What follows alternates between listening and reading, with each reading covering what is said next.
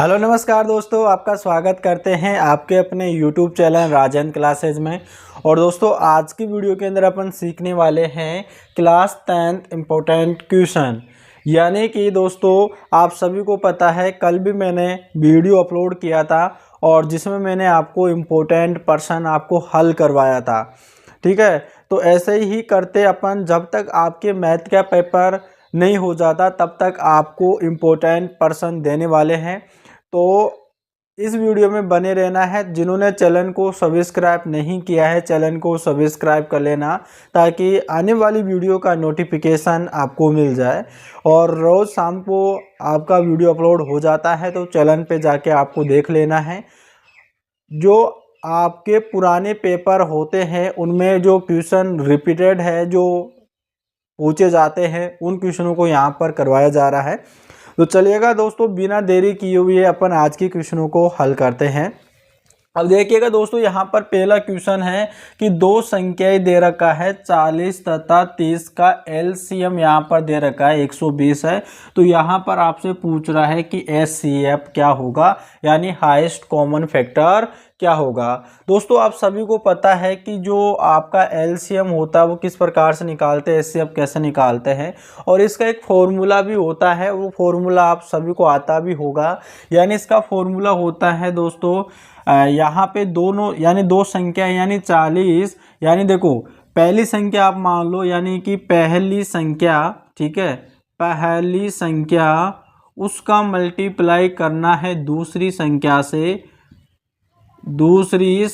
से, और ये बराबर होता है एलसीएम का मल्टीप्लाई एचसीएफ के बराबर। ठीक है, ये फॉर्मूला इसमें लगेगा और बिल्कुल सिंपल सा फॉर्मूला है।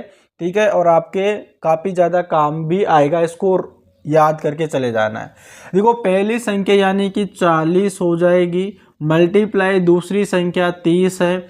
अब यहाँ पर इनका एलसीएम पहले से दे रखा है 120 और मल्टीप्लाई आपसे पूछा एचसीएफ क्या होगा। ठीक है, हमने इसका मान बैठा दिया।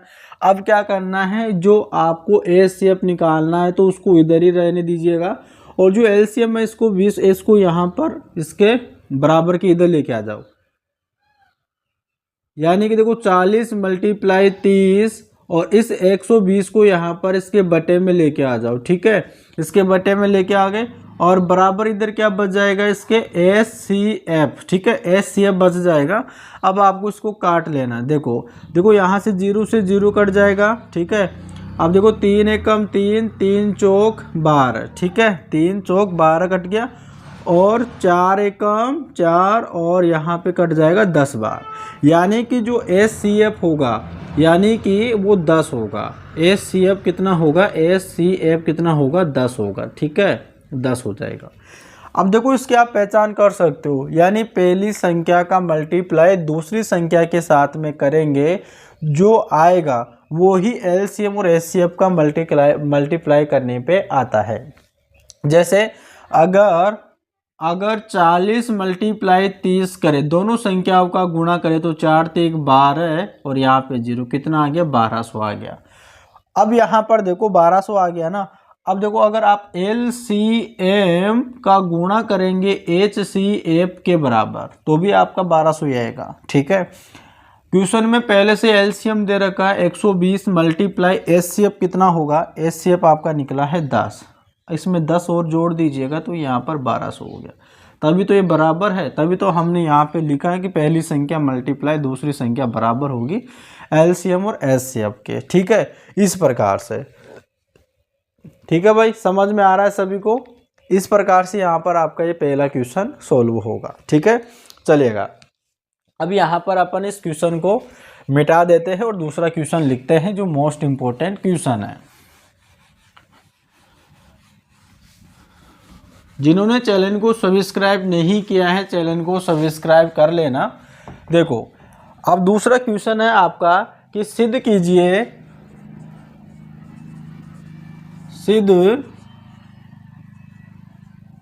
कि √5 एक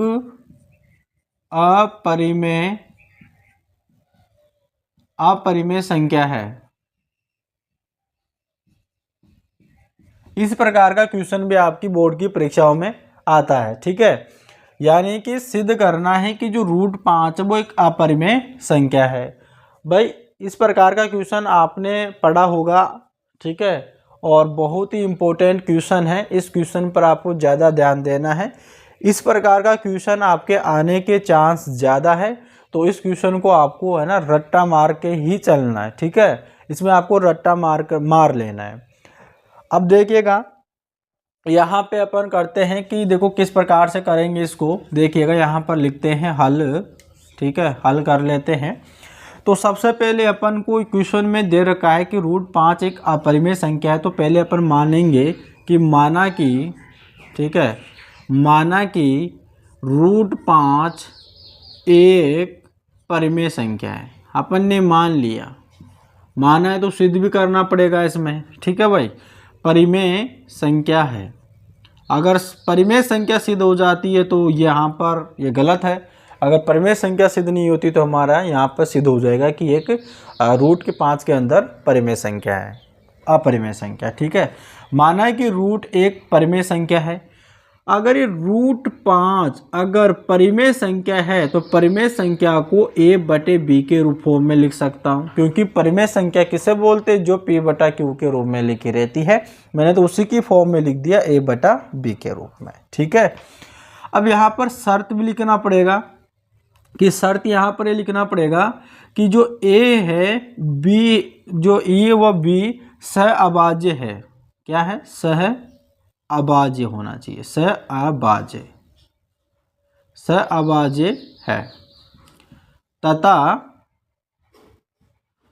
a व b तथा, एक मिनट रुकिएगा, जो यहाँ पे b है वो नॉट इक्वल टू 0 होना चाहिए। मतलब कि जो b है बटे में आ रखा है ना b, तो इसके बटे में 0 नहीं होना चाहिए। 0 आ जाएगा, जैसे मान के चलिएगा यहाँ पर a है और बटे में 0 आ जाएगा तो 0 होगा, सिद्ध नहीं हो पाएगा। तो यहाँ पर यह शर्त रखी गई है a b व सहअभाज्य। सहअभाज्य का मतलब ये है कि जैसे मान के चलिएगा कि दो ऐसी संख्या, जैसे मान के चलिएगा 2 और 3 है, 2 और 3 में भाग जाएगा तो सिर्फ एक का ही जाएगा। जैसे 2 में 1 का भाग लगाएंगे तो 2 बार जाएगा, और 3 में 1 का भाग लगाएंगे तो 3 बार जाएगा, और अदर किसी संख्या का नहीं जाएगा। जैसे अगर मान लो 25 है, ठीक है, 25 है, तो 25 में देखो 5 एकम 5, 5 25 25, 5 का भी जा रहा है और 1 का भी जा रहा है, तो यह आपकी सहअभाज्य संख्या नहीं है। ठीक है, सहअभाज्य संख्या नहीं होगी। तो इस प्रकार से यहाँ पर आपको याद रख लेना है। तो यहाँ पर मैंने लिखा कि a b सहअभाज्य है। ठीक है, इस प्रकार से यहाँ पर आपको देख लेना है कि a b सहअभाज्य है तथा b नॉट इक्वल टू 0 होना चाहिए। इसके बाद में अपन क्या करेंगे कि मुझे इस रूट को हटाने के लिए, ठीक है, मुझे इस रूट को हटाने के लिए मैं क्या कर सकता हूँ, दोनों तरफ वर्ग कर लेंगे। ठीक है, यानी दोनों तरफ वर्ग करने पर मैंने लिख दिया। तो यहाँ पर देखो रूट 5 इसका स्क्वायर करेंगे और बराबर a/b का होल स्क्वायर करेंगे, कर लेंगे। ठीक है, अब देखो क्या बचेगा। अब यहाँ से देखो इस स्क्वायर से ये रूट कट जाएगा और यहाँ पर ये दोनों ब्रैकेट खुलेंगे, तो यहाँ पर बचेगा 5 बराबर, ठीक है, इधर बच जाएगा a² बटे यहाँ पे b²। यहाँ तक सभी बताओ कि यहाँ तक सभी को समझ में आ गया क्या? जल्दी से आपको कमेंट करके बता देना है कि सर जी हाँ जी हमें यहाँ तक समझ में आ गया। ठीक है, यहाँ तक सभी को समझ में आना चाहिए आप सभी लोगों को। ठीक है, ये तो आपको रट्टा मार लेना एक तरीके से, इसमें वो कोई नहीं है, लेकिन अगर आप समझ जाते हो तो आपके लिए बहुत हेल्पफुल रहेगा, आप उसे आसानी से कर लोगे। ठीक है, अब आपको करना क्या है, देखिएगा इसके बटे में कुछ नहीं है तो 1 लगा दो। अब यहाँ पर इस प्रकार से इनको तिरे गुणा करो, तो तिरे गुणा करते हैं तो बराबर यहाँ पे 5b² और बराबर इधर बच जाएगा a²। ठीक है, इस b² को तो यहाँ पर रहने दीजिएगा और इस 5 को इसके बटे में बेच दीजिएगा। ठीक है, तो इसके बटे में बेचते हैं बराबर यहाँ पर देखो b² बराबर a² बटे 5। ठीक है, इस प्रकार से आ गया।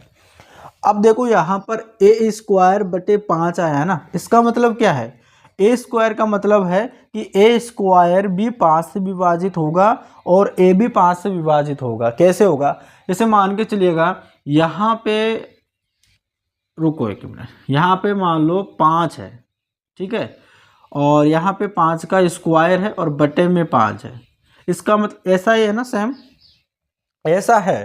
तो देखो 5 का स्क्वायर कितना होता है, 25 होता है, और बटे 5 देखो ये विभाजित हो रहा है, 5 एकम 5, 5 पचे 25, ठीक है, आ गया। यानी 5 का स्क्वायर भी 5 से विभाजित है, तो 5 भी 5 से विभाजित होगा, ठीक है।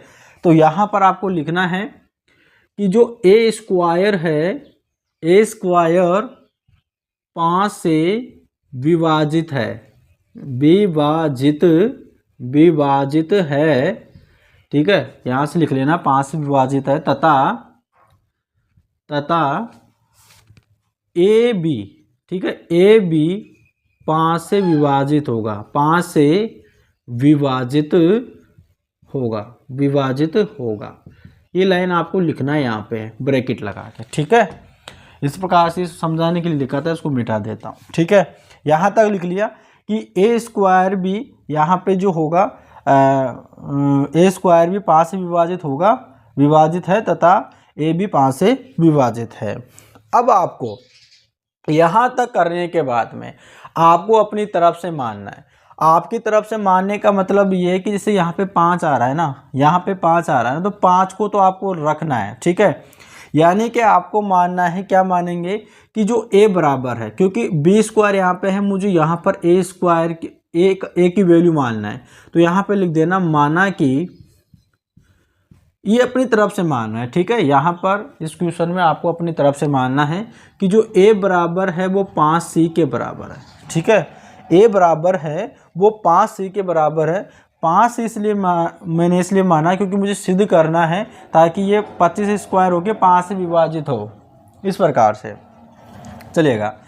अब अगर मैंने माना है तो इसका मान यानी नाम दे दो इसको, ठीक है। यानी देखो आपने एक समीकरण तो आप एक नहीं यहाँ पे निकाला था, समीकरण 1 निकाल लिए यहाँ पे, और इसको समीकरण 2 दे दो, ठीक है। यहाँ पर समीकरण 2 दे दो।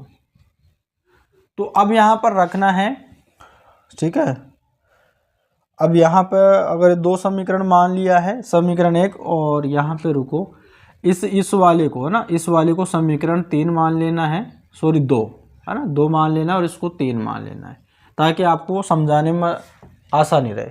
अब आपको लिखना है कि समीकरण 3 का मान समीकरण 2 में रखने पर, ठीक है। एक एक लाइन लिखना है, क्योंकि बोर्ड की परीक्षाओं में जितना लिखोगे उतना ही नंबर आपको मिलेगा। ऐसा नहीं है कि आप कंपटीशन की तैयारी करने के लिए जा रहे हो, है ना, कंपटीशन का एग्ज़ाम दोगे और वहाँ पे शॉर्ट में लिखोगे तो नंबर नहीं मिलेगा। जब आप कंपटीशन लेवल की तैयारी करोगे ना, तो उसमें आपको ये चीज़ करना है। लेकिन बोर्ड की परीक्षाओं के अंदर आप इन चीज़ों को याद रखना, जितना लिखोगे, एक एक चीज़ लिखोगे, उतना ही नंबर आपको मिलेगा, ठीक है। समीकरण 3 का मान समीकरण 2 में रखने पर, तो यहाँ पर देखो इस समीकरण 3 का मान जो है समीकरण 2 में रख देंगे। यानी देखो यहाँ पर b स्क्वायर दे रखा है ना, तो मैं यहाँ पर आपको लिख देता हूँ, ठीक है, नीचे आपको दिखेगा नहीं, तो यहाँ पर लिख देता हूँ कि जो b स्क्वायर है भाई, b स्क्वायर है बराबर a स्क्वायर की जगह आपको 5c रखना है, यानी 5c का होल स्क्वायर करना है, और बट्टे में क्या लिखना है, बट्टे में आपका क्या है 5 है, तो 5 लिख लेना है, ठीक है। अब यहाँ पर देखो बराबर इधर कर रहा हूँ मैं, ठीक है, ए स्क्वायर, आपको तो नीचे से मतलब कि ऐसे चलना है, साइड में नहीं लिखना है, मेरे यहाँ पे जगह नहीं है इसलिए मैं साइड में लिख रहा हूँ, आपको कॉपी में करना है तब नीचे से चलते रहना है, ठीक है। b स्क्वायर बराबर, ठीक है, 5c का होल स्क्वायर का मतलब 25c का होल स्क्वायर, 25c का स्क्वायर बटे 5 आ जाएगा। अब देखो 5 एकम 5 और 5 पचे 25 आ गया, बराबर क्या बचा, b स्क्वायर बराबर 5c स्क्वायर, ये बचा, ठीक है, 5c स्क्वायर ये बचा। अब आपको करना क्या है कि इस 5 को इसके बटे में ले आना है, ठीक है, इसके बटे में ले आना है, तो b स्क्वायर बटे 5 बराबर इधर क्या बचा है, c स्क्वायर। अब देखो सेम उसी तरीके से यहाँ पर आ गया, जैसे हमने ए स्क्वायर को 5 से विभाजित कर रहे थे, वैसे ही बी स्क्वायर को 5 से विभाजित करेंगे। तो यहाँ पर आपको लिखना है कि जो बी स्क्वायर है वो 5 से विभाजित है, 5 से विभाजित है, ठीक है। तथा जो बी भी 5 से विभाजित होगा, ये चीज़ यहाँ पर आपको लिख लेना है, ठीक है। इतना आपको लिख लेना है। इतना लिखने के बाद में आपको करना क्या है, अब देखो करना क्या है, सिद्ध हो चुका है। हमने माना था यहाँ पे कि जो √5 है वो a बटा b है, भाई परिमेय संख्या माना था। तो परिमेय संख्या का मतलब यही है कि यहाँ पर ये सहभाज्य होनी चाहिए। सहभाज्य का मतलब सिर्फ एक से ही भाग जाना चाहिए, अदर किसी संख्या का नहीं। तो यहाँ पर देखो आप ए स्क्वायर में 5 से भाग जा रहा था, तो ए में भी 5 का भाग जा रहा है। और बी की बात करें, बी स्क्वायर में 5 से भाग जा रहा है तो बी में भी जा रहा है। तो ये हमारी जो हम कर रहे हैं वो हमारा गलत है, ठीक है। तो अपन लिख देते कि हमारी ये कल्पना गलत है, लिख देना कि ये हमारी कल्पना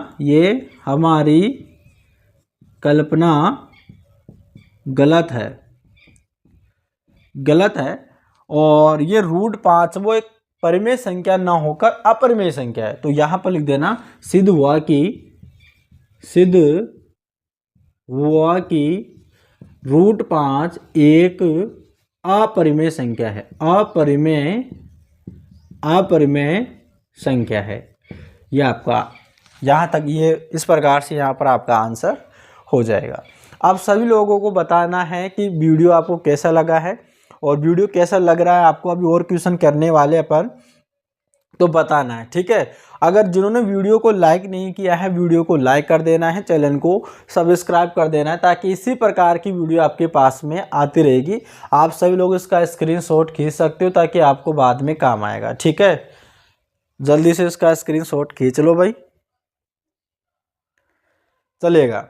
अब हम एक और यहाँ पर क्वेश्चन कर लेते हैं, वो और आपके लिए बहुत ही इम्पोर्टेंट है। और इन क्वेश्चनों को आपको है ना पढ़ के जाना है, बहुत ही काम आएगा, बहुत ही ज़्यादा, ठीक है। ऐसे क्वेश्चन है जो आपके बार बार परीक्षा में पूछे जा रहे हैं, ठीक है। बहुत ही इम्पोर्टेंट क्वेश्चन है ये, चलेगा। अब आपका अगला क्वेश्चन है कि गुणनखंड विधि द्वारा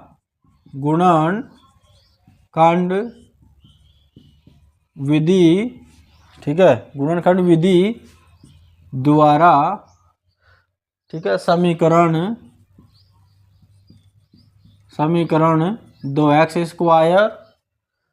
2x square minus 5x plus 3, ठीक है, ये दे रखा है, प्लस के 3 बराबर 0 के मूल ज्ञात करें, ठीक है। इस प्रकार का क्वेश्चन आ गया, बहुत ही सरल है, ध्यान रखना। गुणनखंड विधि के द्वारा जो दिया गया समीकरण है उसके मूल ज्ञात करना है। मूल का मतलब होता है x का मान आपको ज्ञात करना है, ठीक है। कैसे करेंगे देखो, पहले इसको लिख लेते हैं 2x square minus 5x plus 3, ये लिख लिया, और बराबर में 0 है तो 0 लगा दो। अब क्या करना है, जो पहला पद है और जो लास्ट वाला पद है, पहले इस पद की बात कर रहा हूँ, उधर 0 मत जाना, इस वाले दोनों पदों का गुणा कर देना है, ठीक है। तो गुणा करेंगे तो यहाँ पर क्या आएगा, देखो यहाँ पर देखो 3 दूनी 6 आ गया, 3 का गुणा 2 में करेंगे तो 6 आ गया।